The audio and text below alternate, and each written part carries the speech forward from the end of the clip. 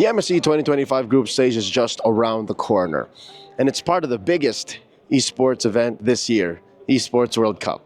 And I bet you're wondering, what's MLBB like around the world, especially when it comes down to the powerhouses? At your service, my name is Leo, here to talk about the Philippines, Malaysia, and Indonesia in the upcoming Mid-Season Cup. MLBB Around the World is powered by ASUS ROG.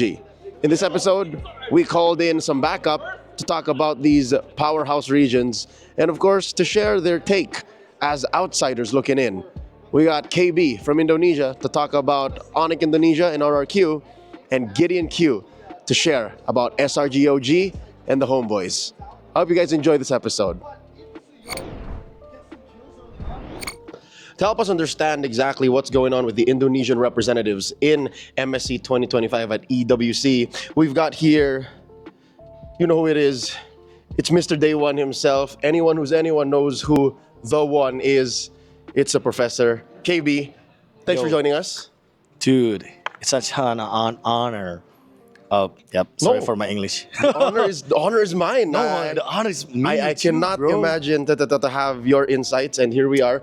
Do tell us, new champion again, Onic Indonesia, and RRQ still the kingdom, runner-up for so long. Let's first talk about Onic. They're the Sky Kings again. I don't know, man, how to say. Last year, when Lutpi came up as a rookie players, they have a same spirit like this one. Like every single new member from Onic, like Lutpi, Savero, they always bring a new spirit to the oldest one, to the senior. I don't know what happened in the internal and Yep as well, because Yep came back. Yeah, Yep came back. The draft is worked so far, and I don't know. I feel so bad to Adi because he's always blamed for the 9th placement for Onic. But yeah, I think it's because the rookie always prove that they are really have a champion mentality. So that's why another 4 like Mr. Consistent, we have Kyrie, we have Sans, we have Keyboy. It's always work together to make it true to the Lutpi and Safir as the rookie. Yeah, I think when we first saw Onic stumbling about a year ago, it was old Onic. It was just mostly the old dudes, and maybe you're right. Maybe it was a matter of motivation, of hunger, and now with these young bloods, and again the return of Coach Yeb, it makes sense. What do you think Coach Yeb brings to the table? Because it's easy to say, like mechanics. Young players have mechanics.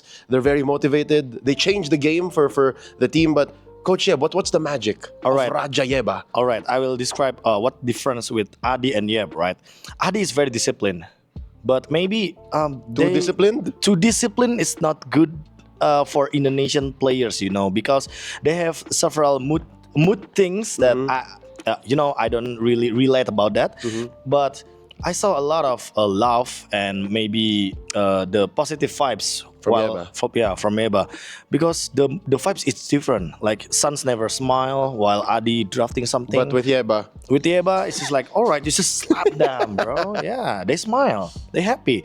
So I think the mood is really important in MPL ID. Even if you ask me, like, all right, is that mood is important for you? No, I think no. But in ID, maybe yes.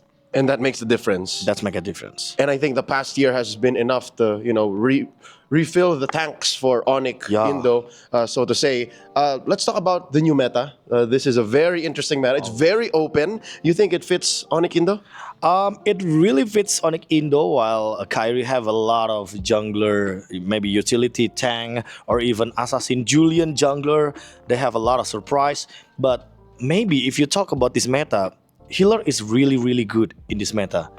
Healer roamer is really good, but I don't even know, right? It's not a soul, but I don't even know how Keyboy play as healer roamer Support, yeah. except Matilda, because he was really good at Matilda. He's good with Matilda. Yeah. Because Matilda has kind of a set. Matilda has Circling Eagle. Yes. And she's for team fighting because of the guiding winds, but what about Estes, Rafaela, Angela, Florin? Even Keyboy's idol is Rack. Rack always playing like healer roamer, Estes, Rafaela, something like that. But I think Keyboy is different because Keyboy Power is on the initiator. It's Cho. The pick of the Cho play. Kufra. Kufra, you know what? Like, all right, this is like a contradictive play because somehow I see a lot of healer roamer play so passive, but for Keyboy, they need to be active. They need to move. Yeah. What about XP? I think the Fovius and the Esmeralda, I think that fits Lutpi. Everything fit in Lutpi. Okay, well, you know, everything. fit in Lutpi. He play Masha, Paquito, Benedetta a lot, and you know it's connecting because Kyrie play a lot of tank jungle as well. Yeah, because Kyrie had to learn Yeah, to play tank jungle. yeah, he learns his M5 W Kyrie.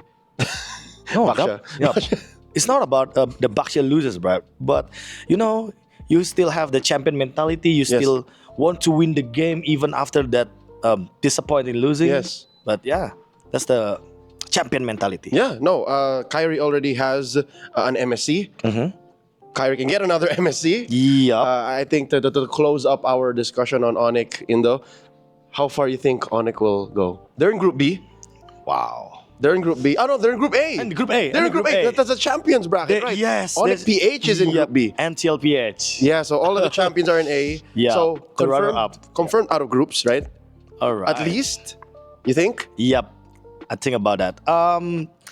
I think Onic is really possible to do a 2-0 and choose their enemy on playoff on knockout stage, because somehow I see a lot of draft still to be a mysterious way because you know Yep's hiding something, I don't know. And the difference between the last year is Onic have Onic Philippine In the same Saudi. group. Yeah, in this no, it's not about the same group, but in Riyadh they can do internal scrim. Oh, now they can. Yeah, because last year I heard from Adi, they are really hard to get scrim partner Here. here In last South- year. Yeah, in last year. Yeah. But nowadays they have Onic Philippines. So internal scrim, good though. And it's cross group. Yep, Like you don't have to worry about it until knockouts. until knockout or even until final. And we've Yeah, already seen yeah. Onic. Yeah, because you know what, Onic ID, Onic Philippine, they can win 2-0, 2-0, right? That's possible. So Yeah. why not? And then they can benefit each other even in the knockouts. Yep. Okay.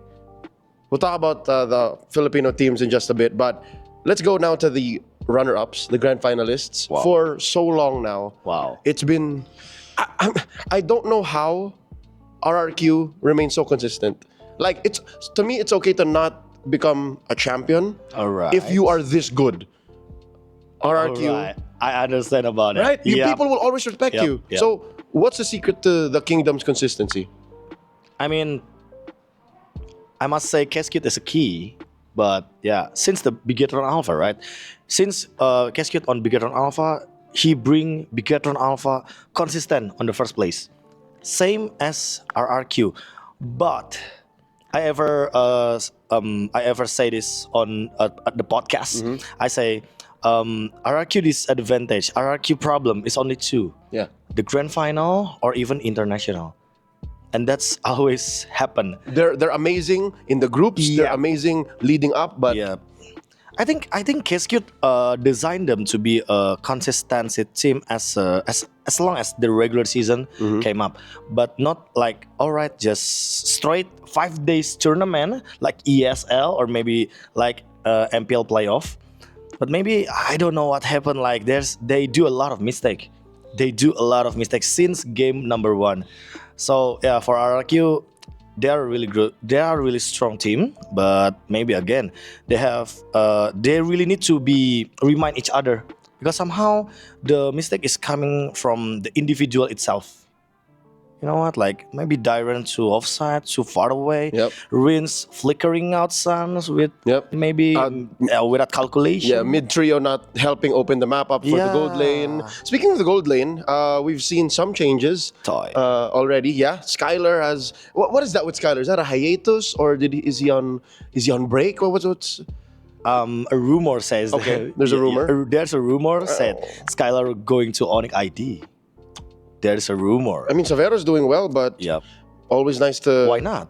back up the roster. Yeah, okay. Yep. So it's now Toy, and then there was a little bit of a spell where the jungler was Hazel, and then Hazel went to MY, Yeah, and then we got Iroh. Sutsujin still. Yep. Let's talk about the gold lane first. How different is Toy from Skylar? Do you think he's better? Compared to Skylar as a team, yeah, it's better. player. Team player. But if you are going to be the single-handed carry, you know what I mean? Yeah, hyper carry, the like hyper funnel, everything, carry, yeah. the fundamental. It's kind of different. Skylar's still number one for hyper carry itself. Yeah. Because Toy is really good as a team play. He never walk alone. He never become a damage dealer alone. Yeah. He never walk alone. So yeah, it's same as Liverpool. I think never walk alone.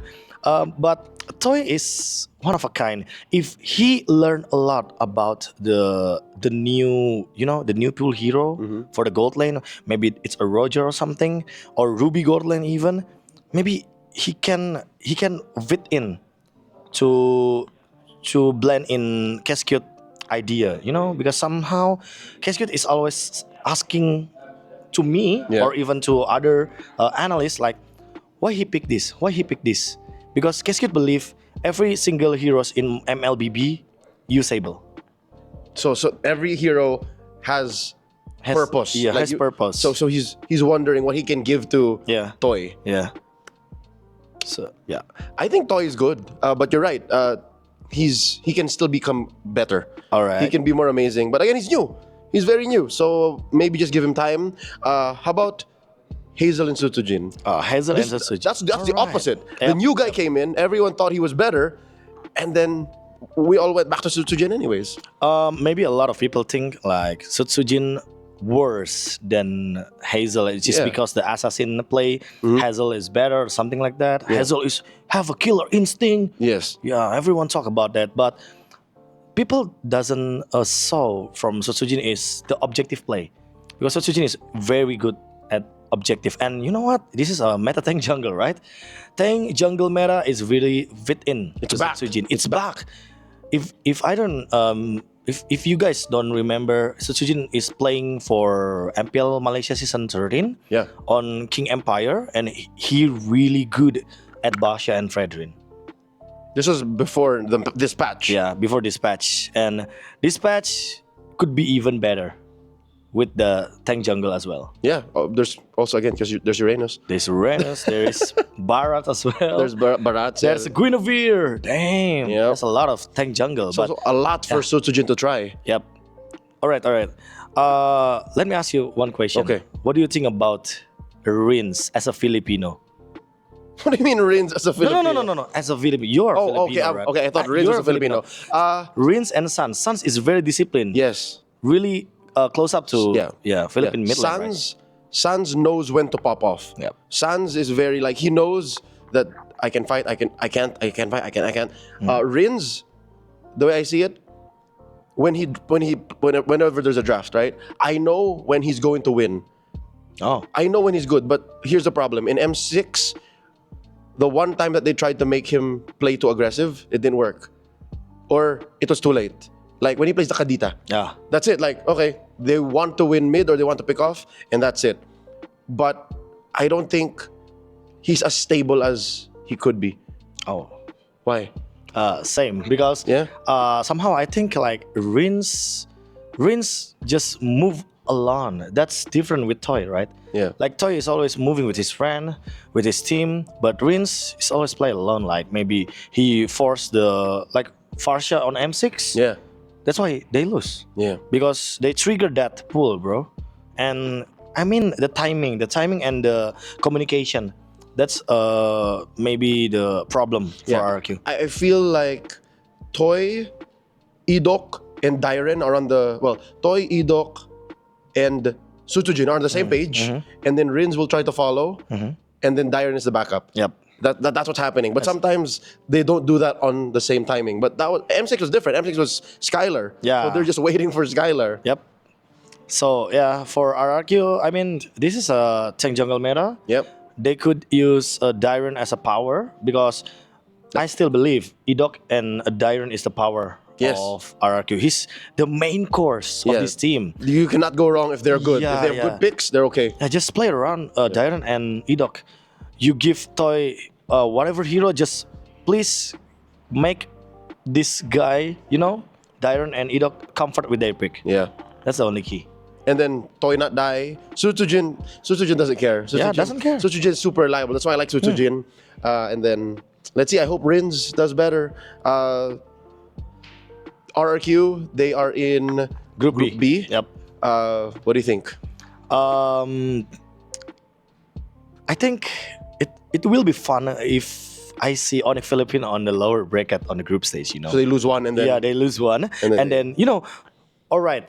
If RRQ win 2-0, you know what? There is Onic Filipino. There's TLPH as well that can make the game end faster than RRQ. So which one will pick Onic? That's the question. Onic Filipino.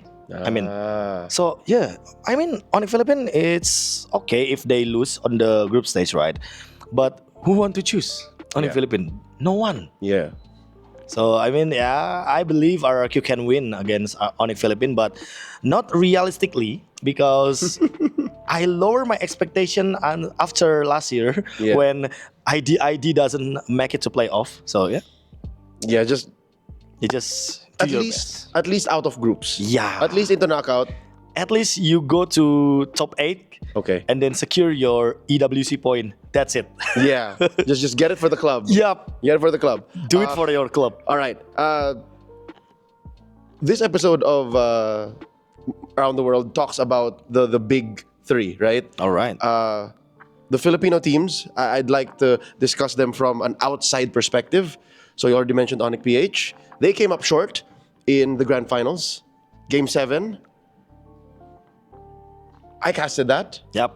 And I'm lost in the moment, right? Up until now, I'd like to study it, but I'm blindsided by certain things. Is there anything you saw in Onic PH that could have made them become 2-time champions? Could have made them back-to-back?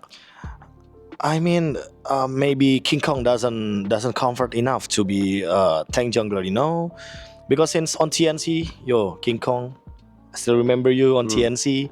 That's the best Lancelot. Yeah, the best higher Lancelot and Fanny. But a lot of players on that meta, right, play a lot of tank jungle, but King Kong stay on assassin jungle. And I do believe adaptation is needed to Onic Filipino because I don't see a lot of healer hero as well on Brusco. Yeah, no, Brusco's like Kiboy. Yeah, Very like similar, Kiboy. very similar. That's the difference between JP and Brusco. JP can play anything. Dude, JP is god on healer, bro. So yeah, Brusco need to learn something new. Yeah. From JP as well. He plays Minotaur. I think that's the closest. Yeah, that's the closest one, but not fulfill. Yeah, not fulfill comparing to Matilda, Florin, Estes. That's a different hero. But they need to add more about the pool hero. Yeah, King Kong with the tank jungle, Brusco with the healer. Because Kirk is really good with Arlot, with momentum hero. CC. That's enough. Yeah, Super Prince, no way. He's near God. Yeah, greatest of all time. Yes, but yeah, still the God for me, the greatest of all time for me is Few. Compared to Few can play a cover, but Super Prince only play like a carry, Yeah, that's the difference. So yeah, they need to learn a lot about the team play, how it works, how the triangle of mid lane, how the roamers, healer, tank jungle, and then the cover support mid lane works together. Yeah, they need that kind of pull hero. There's one player you're not mentioning. It's Kelra. Because there's no problem with Kelra. There's no problem. Yo, Kelra is just... Yeah, Kelra just being Kelra. Yeah. If you see Kelra play passively, that's not Kelra. And he rarely does that. Yeah, I don't like that. Even when Onic is losing, Kelra's okay. He very active, bro. He very active. So yeah, compared to maybe Skylar, yeah, he play alone, but he can rely on himself. Similar with Kelra. Yeah. But I don't compare as the same, right? Yeah. Because these two individual is different. It's different. Yep. Yeah. So this is Onic PH. There's still a threat for sure. Again, you mentioned that nobody wants to pick Onic PH if it comes down to it in the group stage of MSC or into the knockouts when you do pairings. How far do you think Onic PH will go? top 4. Top 4 minimum. Minimum top 4, or I don't know. I can't imagine if they lose on top 8 or even 6. You don't think it's gonna happen? Yeah, like who gonna beat them? SRG? I mean, SRG is good. SRG can beat them, but yeah, if they meet each other, I think SRG will have an advantage. But on a Philippine buff, you can even win until you win. So yeah, I mean it's really hard to beat Onic Philippine. Still strong, even strong. in the eyes of KB. Hey, TLPH. Oh, you want to share about TLPH? Oh my God, TLPH. This one. Okay. Top 3. Minimum top 3. Okay. Minimum top 3, Just right? jump it. Yeah, because you have JP. JP is really good on healer. You have Carl TZ. Give him everything. He play a lot. He play Joy really well. He play Fredrin really good. And we talk about the Filipino sniper, right? We talk about Oheb. Nobody expected for him to be that good with Liquid. Yeah. And he fit in with Liquid as well. And don't forget about the Sanford, because I wish Sanford pick Yuzong on this tournament. Yes. Because he's really good though. 100% Yeah. in one season tournament. Like, He won M4 with Yuzong. fuck. Dude, No way, dude. even when they were playing in Indonesia and they beat an Indonesian team, people still love Sanford. Yeah. Sun dynamic duo combo is really good. So yeah. Oh, that's one. Sun. No other team have Sun combo. Not like that. Not like that. All right. Maybe you have Edok Rins. Or, No, yeah, Edok Edok, Rins. yeah. And then you have like Keyboy Sans. Yes. You have like maybe Brusco Super Friends. But not like Sun who have XP one mid. damage. Yeah, XP mid. The damage as well. It's different. Yeah. Lapu Yuzo. What else? Pakiro. Come on, Sanford. Just Yep. Benedetta give me that. Eve. Yeah.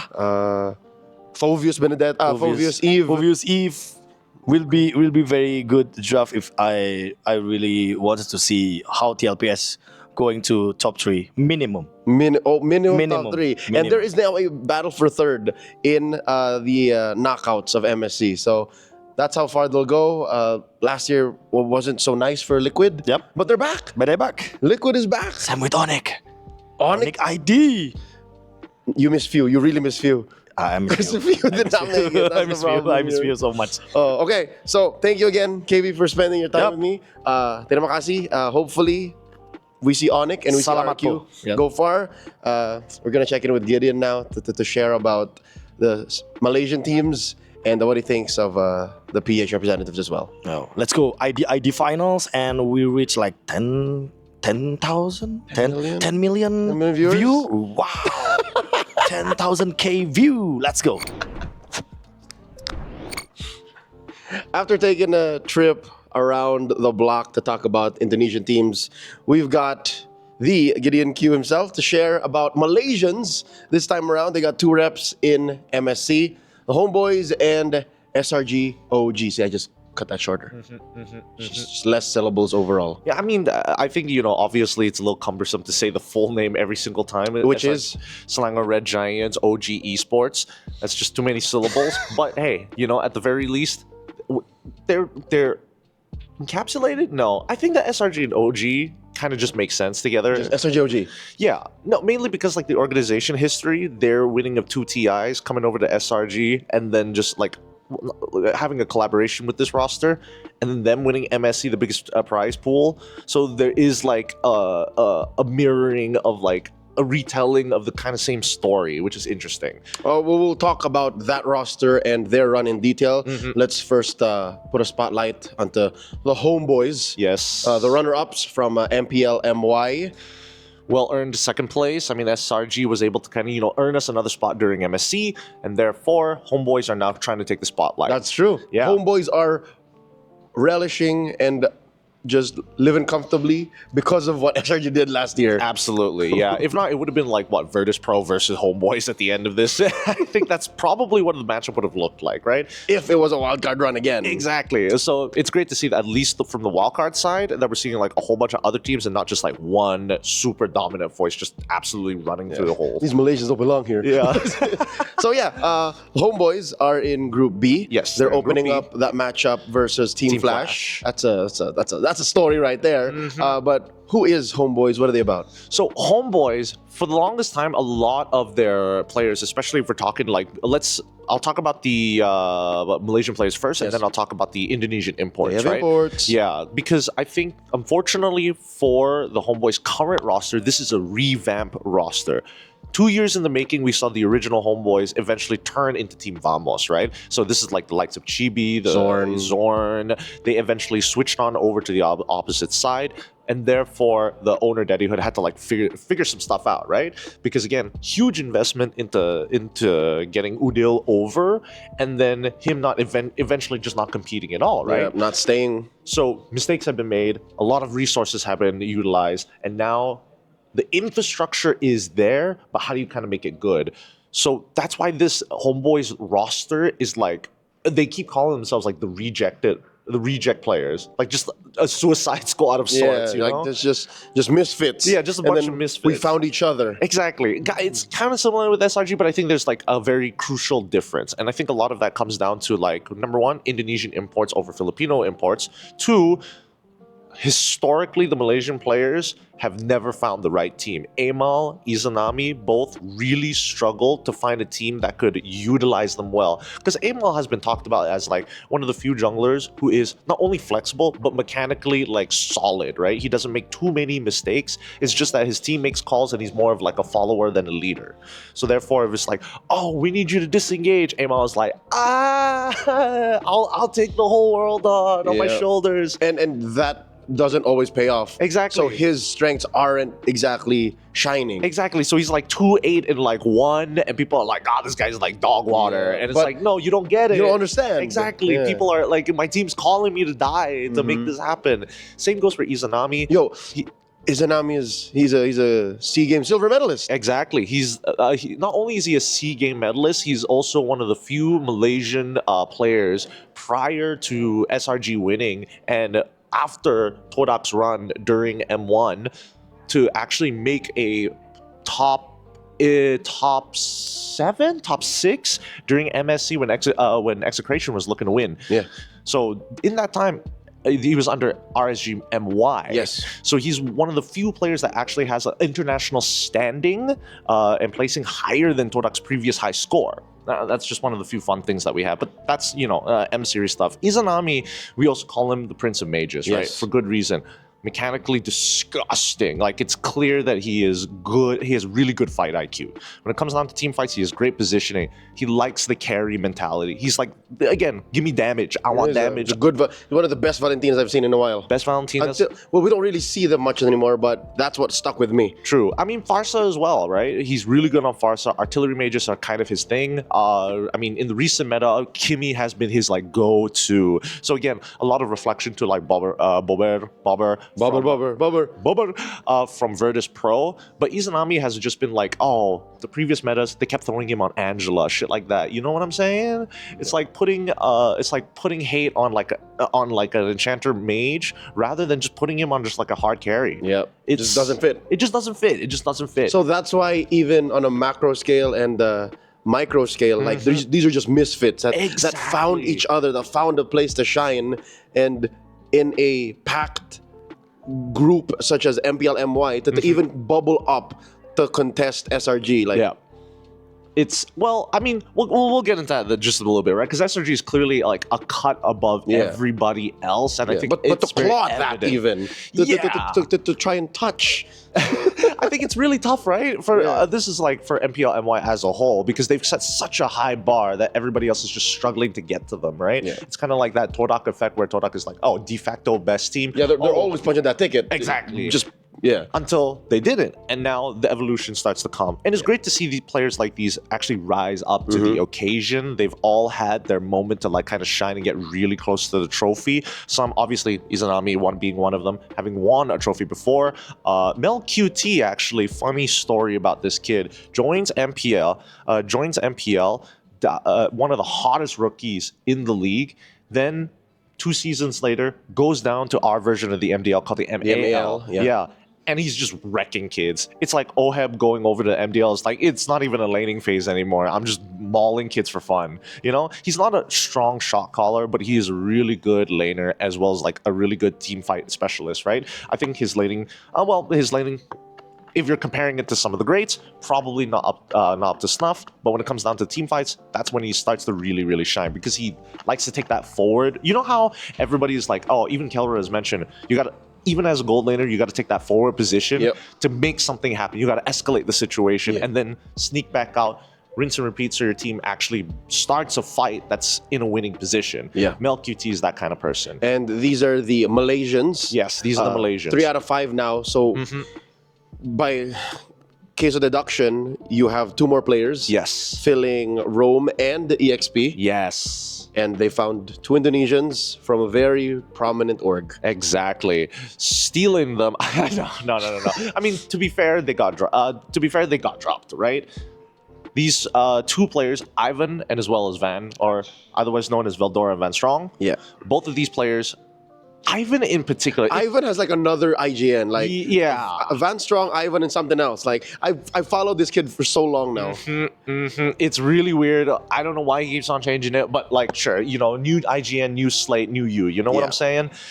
He comes in, and Ivan, and I think he really helped transform this team. He was like the super glue to this team. Not only does he figure out a way to kind of like inform and teach the team how to play as a squad, but more so helps elevate everybody else, right? I think he's got like the full picture in his head of what the game, of how the game should be played. Yeah, he's played through so many metas. Exactly, right? But it's like he understands the relationships of like, oh, if somebody takes a bad trade here, we can alleviate pressure, or maybe we can take advantage on the opposite side of the map. You know, he sees the push and pull as a whole. And even Izanami has sung his praises of like how he is good, like teaching him how to 2v2 in the lane against some of the best, and how like calling the jungle on rotation at specific times really gives you like a leg up on your opponents. Even Mel QT is saying that like he's learned a lot from Ivan specifically on not only his laning phase, but how he should look at the game as a whole, right? And then you come down to Mr. Van Strong, Mr. Veldora. Yeah, Veldora. He's a disgusting laner. This guy, he's got a hero pool that just never ends. He was playing Masha before Masha was cool. Yeah, Veldora, I followed through his run in MDL and MPL ID, and then jumping over to MY. What's he like? Well, see, here's the thing, right? When you're looking at MY, you have this like very large, skewed pieces of data where you have to figure out what some players are good at. Some players are good at as a 5, some players are good as individuals, but not the rest of the team. So then you have this skewed data of like, oh, he's winning lane, but is it because like his opponent is like a really shit laner, or is it because like he's forced onto a hero where he's just like, I just gotta chill for a second, right? And time again, I think that Veldora has proven that like he is a stable laner. If he happens to win the lane, then it starts to become devastating, right? It's not like he wins lane very, very often, but at the same time, you feel his impact consistently through the game, which is what you want from your EXP. Yeah, I think that's what I've read from Veldora, is he wins by dueling. He wins by owning this. If you leave, then you already gave him the win. Yeah. But if you stay, and he will, about 60-70% of the time, will win that lane, the rest of the map has been opened up either way. But see, that's the thing, right? When he's playing against like a real laner, like a person who like knows how to like duke it out 1v1, I don't think he's the best at it. I think what he's good at is being really effective at what he does. Meaning like, oh, as soon as this person like takes a couple steps away, oh, he's gonna move over and deal with Lethal Wanderer. He's immediately looking to like hard shove the lane as soon as he notices that behavior, right? oh, you rotate off, you try to proxy a wave, immediately is running down to the opposite side of the map to make impact as soon as he gets to turtle fights. That's the thing about him. He is consistent, but he is also hyper efficient with his rotations. I think that's what really sets him apart, right? Yeah. Not to mention his like ultra deep hero pool. We've seen him play basically everything. Yeah. This is what you get when you have imports that are tested and weathered throughout the best and the worst out of a ecosystem such as Indonesia join MPL-MY. So with that said, how far do we see the Homeboys going? Well, that's the thing, right? Because we've got the MY-SG rivalry, and SG is notorious for performing extremely well when the prize pool is big. So like, Flash has really a buff, big. like this, has this unexplainable buff right now. Yes, it's really annoying. Like M6, they didn't do as well. I wonder why. MSC, they were doing phenomenally, only losing to like the eventual defending champions, Top four. SRG, right? Yep. All So- the nip flashes went crazy. They were going wild. They were going wild for this squad, and that's why a lot of people are still thinking that maybe this is going to be like that explosive run from Team Flash.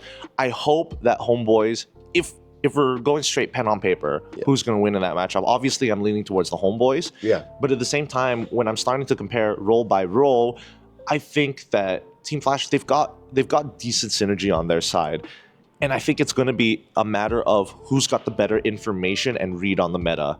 Because in terms of the drafting phase, right, we've got Erpang and as well as I keep forgetting his name. He's the analyst, but he's Right. the main drafter for the team. Yeah. So all the drafting that you see in the MPL MY, all from their assistant coach. Really cool guy. So If they haven't done their homework, or at the very least they have got like a skewed idea of the meta, considering what we've seen during wildcards, right? It could be completely different once we get yeah, to we don't know. yeah. Because these wildcard teams might have their own little thing going, and these group stage teams have it figured out. Yeah, I think, I mean, the meta is going to continue to evolve. I don't think we've solved It's not everything yet. It's not. Yeah. Because that's what I'm mostly afraid of. Because if we were talking about previous patch, I think the Homeboys had already solved the meta at that point, and I think they had their own style going for them. I think if it was then, they would win. Now is a little scary to say it's closer to a 50-50. So even if it is a 50-50, that means worst case scenario, they drop down to the X1 bracket. Yeah. You think they're capable of digging themselves out? You think they can make it to knockouts? I think they've got like pretty decent chances because it is Group B after all. I think the hardest matchup is probably going to be like some of the bigger teams out there. Obviously, you know, the Onyx, RRQs. the Onyx, the RRQs. I think even Team Spirit will put up one hell of a fight. I think that'll be like a super cool match to watch. For sure. But if anything, I hope it's going to be like a Homeboys versus RRQ situation. Or, well, yeah, I think we have better odds against RRQ than Onic PH. yeah, than Onic PH. I think Onic PH are still like a pretty. They're pretty nasty. They're pretty nasty. Yeah, well, we'll talk more about the Filipino teams after you introduce us once again to the defending champions of the Mid-Season Cup. SRG OG Esports. Yep. These guys. It's weird that we have to reintroduce them because they're the same 7 dudes. Nothing has changed. 8 dudes. 8 dudes. They even put Gorgeous out for a loan and then got him back. They put him out for loan. They got him back. They swapped out their analyst. Their analyst is now Winter. Previous ex-League of Legends pro, same as Azora Vecchi, played within the same era. Azora Vecchi was, you know, top of the line. Winter was playing support in the day, and then eventually now, as time has gone on, Was Winter with them last year? was Winter with them last year? No, Really? they only picked him up this year. Oh. Yeah, so that's one of the few changes that they have. Okay. So little tweaks. yeah, little tweaks here and there, right? So if we're talking about like the technical side of things, both Winter and as well as Azora Vecchi are kind of at the top of their game at looking at like potential micro mistakes. So it's 9 dudes now. Yeah, now it's 9 dudes. Okay. Now, obviously, if we're talking about comparisons, naturally, I think this comes down to the big point of Indonesians versus Filipino imports, right?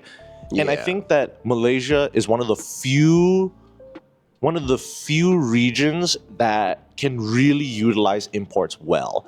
Because Yes, the best success stories come from Malaysia. exactly. And it's not like, oh, we only have one import. We have 2 and they are playing like really difficult roles, right?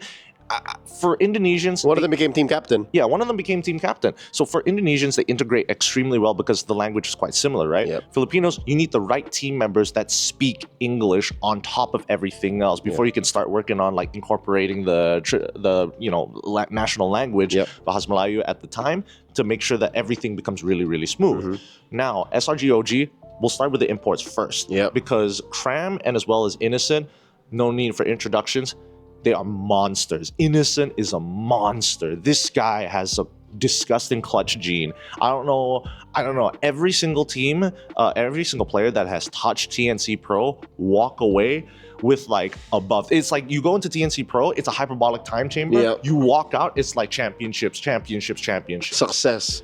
I don't know what they do there. Dude, it's not just in Malaysia this happens. Yeah. Nor like the stories about like King Kong, dude. Jesu became champion in Latam. I know, dude. So, yeah. That's why. It's just a forever. I don't know. But besides the point, Cram has been playing phenomenally the regular season. Innocent, we know that he's good. And I mean, again, it's a easy sweep for them during MPL MY. Like nobody came remotely close to SRG OG Esports. They are in a tier of their own. Exactly, right? Cram, extremely stable, but I think now he has now taken his natural instinct of like, I want to beat you. Not only do I want to beat you in lane, I want to like influence the rest of the map. You're on my side, you're in my territory, I'm going to make it hurt. Yeah. Innocent, of course, give him enough farm, he's eventually going to carry. You need him to like 1v5, 1v3. Sure. He'll make it And happen. Yeah, he does it so casually. We saw it all of last year, and now this year we're hoping that it happens again. Some of the greatest plays that we have seen. Oh, yeah. Disgusting Moskov plays. Roger plays as Throughout well. MSC. Throughout MSC. That was him. M6 as well. Granger, 17 kills a game. Yeah, Granger 17 kills. I'm less excited for the Granger because it's like, okay, whatever. But Granger's been these days. He's kind of like, he's not been like exactly the greatest in the world, but he's still effective. But then we start talking about the Malaysians, right? Sakai's, I think He's the MVP. he's the MVP, but what's really annoying during the regular season, they always played the same comp. Yeah, they played the same comp the entire time. They're like, oh, we want something along the lines of joy. He never really switched off of that. So- Even when he was dying over to the, I hate saying this nickname, the Black Alien. Who's the Yeah, the Black Alien. who is the Black Alien? Alien Hitam. Who is Black It's Alien? so bad. Dude, it's so bad. I hate this nickname so much. So, RRQ, two junglers, right? They have Sutsujin And Hazel. and they have Hazel. And Hazel got loaned over, right? Yes. On his debut game, he decides to go Hayabusa, plays into SRG, and that's the one match that they lose the entire season. Not a series, So but his match. Hayabusa. His Hayabusa destroyed. Like he was headhunting. He was Right. headhunting and So- killed. And he killed. How many times did he actually kill? We'll throw up the stats here. So he was playing the Hayabusa out of this world. Yeah, out of this world into the joy, and Sakai's was not having a good time. You know what they do? They run it back. They're like, we don't ban Hayabusa. We're gonna do this again. We're gonna beat you at your own game. They limit test this shit. They limit test it, and then they eventually won. Huh. That's why it's so scary to see that SRG OG. It's hard to see whether or not Sakai's is like back into that prime form because it's just he didn't really need to. Yeah, there was very little growth in season. Exactly. It's like you can bench 150 and then you're taking like the tens for fun. You're just like kind of, balancing it on your finger and just Yeah. flipping it around, doing tricks Yeah, and shit. but where's the gains? Yeah, Like, where what are the is- gains? Okay. So we don't see much gains, but we know that it's there because the level of polish is still evident. Yeah. Right? So we don't see him like on his Ling too often. He does play Hayabusa, sure. He plays all the traditional assassins. And of course, Fredrin. Yeah. Don't see him on the Boxia because that was like a recent addition. Yeah, it's been like 2 months tops that box has been hot. Yeah, I would assume he can play it. If not, if he doesn't like it, he's got other things to play, of course. And then we start going over to Yums, who I think personally... He's my Malaysian goat. He is your Malaysian goal. I totally get it. But during his regular season, I think he was underperforming. Like, he took it really relaxed. He was doing, like, some weird, dumb shit for fun. Okay. Yeah, but it's not... But when you need him, he will still make that play, right? So But he's it's kind of like... He's kind of, like, checked out throughout the regular season. So he's reliable, but you're like, you can do better, man. Yeah, we've seen him do better. So kind of the same boat as Sekais. Yeah, But it's obvious that this guy isn't all here. exactly. He mentally he seems a little checked out. He's having a little too much fun. So the guy's just like, okay, I messed around a little too much, and let's kind of like get back into form. Yum's is like forever, whoa, just bubbly, having fun all day long, And they're still winning. And they're still winning. So again, no real challenge yet. And then we have Stormy, who I would say is the most consistent Mage player. prodigy. The Mage Prodigy. This guy is disgusting. He's got a really deep hero pool, and I think that's how his version of fun looks like, where it's just like, coach, give me this. Let me try this out. Let me try this out, right? He brings out the Nanas, he's brought out the Odette before, things like that. Again, he is good at what he does, but I think the best part about him is that when he has not only direction,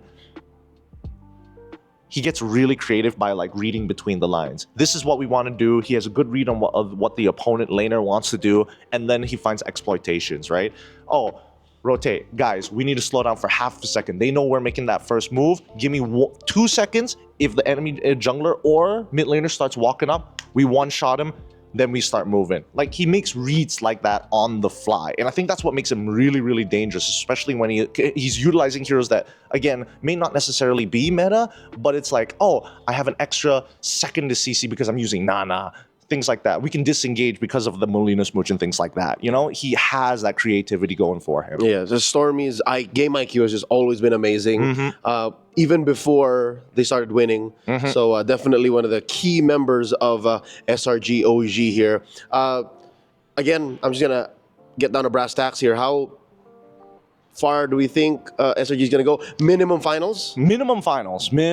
Ideally, I would like them to go all the way, and I have one ideal opponent In the finals. in the finals. I hope this happens. Yeah, of course. I mean, we all know. Like, I know. You want to see SRG OG versus TLPH. Yes. Yeah, baby. TLPH looks so good, and they've got all my favorite players all Right in one now. squad. Yes. How do you think that makes Benny Cutie feel? I know. I'm sorry, Benny Cutie, but like, But this is the dream come true, right? this is a dream come Oheb true. though? Oheb, when I saw that trailer, I was gushing, brother.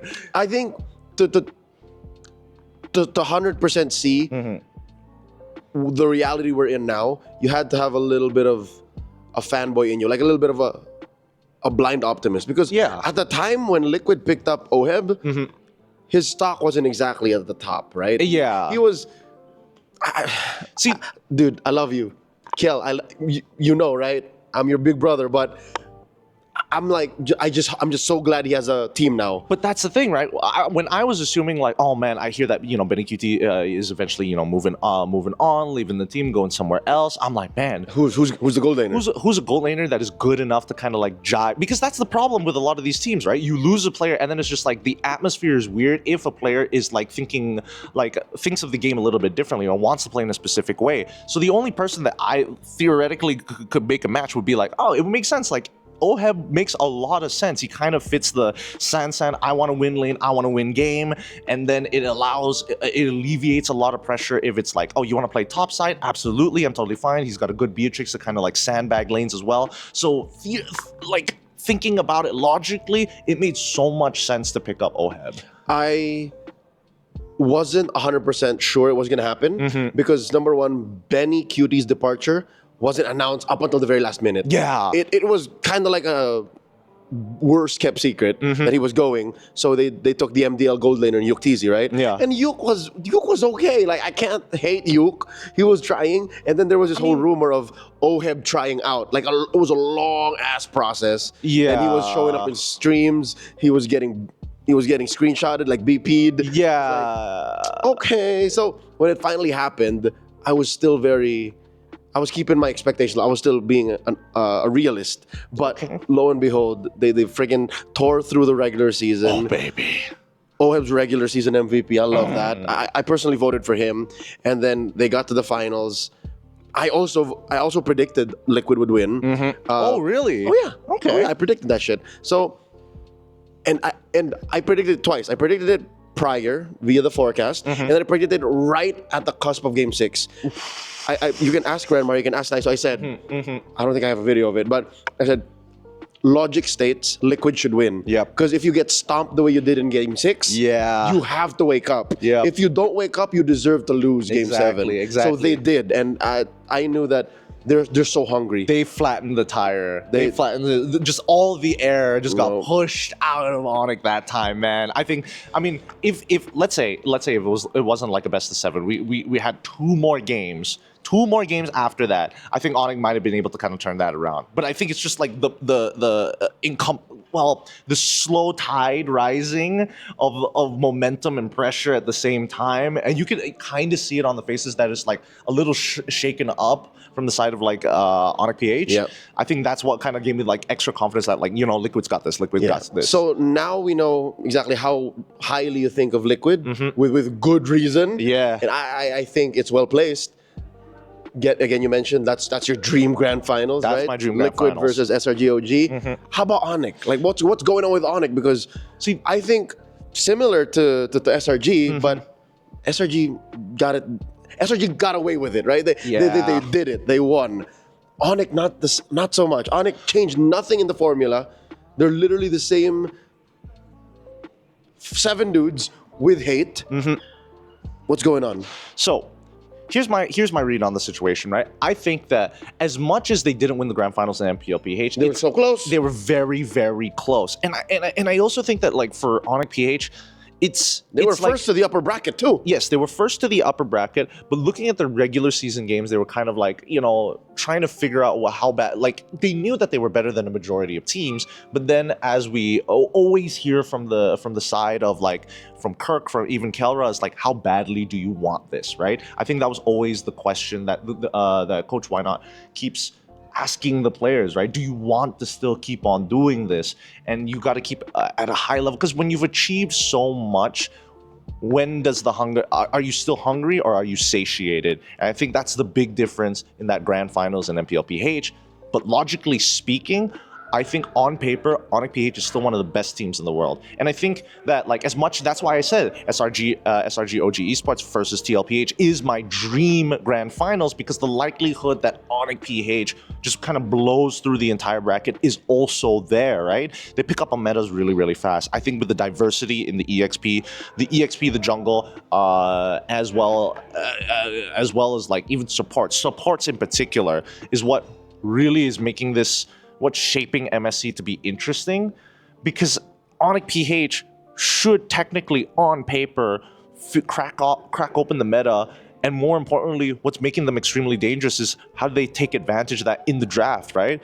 That's why M6 was like such a cakewalk for them a majority of the time, where it's like it's just a pattern. Yeah, they only really lost when they played around. When they put Keller on the Harith, you didn't have to do that. Yeah, or it's just like, Kirk, you want to play some damage, and Kirk's like, yes, give me damage. So how far you see Onic going? Again, if Very if far. the dream grand finals is Liquid, SRG, OG, is the realistic thing Onic going that far? That's the thing, right? Because Onic, Or you want to cap it at like top 4, like minimum? I think top 4, top 3? I would Because there's a battle for third now. to be safe, I will say top 4, right? I think all 3 of the teams that I mentioned, top 4 for sure. Homeboys, a bit of a roll of the dice, unfortunately for me, but it really depends because they're coming in from Group B, from Group B side, right? So the likelihood that they go all the way is extremely high, like really, really high. Because what teams realistically can actually challenge them? We've seen them face off against RRQ before in previous games, and smash them, right? I think like underlying underdogs that could maybe shock them. Team Spirit could be one of them. I mean, obviously we have to say Aurora Gaming, because again, you can never really count them out. Yep. They just somehow have like a secret recipe at times, and then they just win games, right? That's how they get these big upsets. That's how they've been going so far in international tournaments already. So that's my general opinion on it. I think they definitely will go far on paper. Like if I had to like put hard-earned dollars on the table and guess coins, I would say that Onic PH probably would make it to the grand finals, realistically.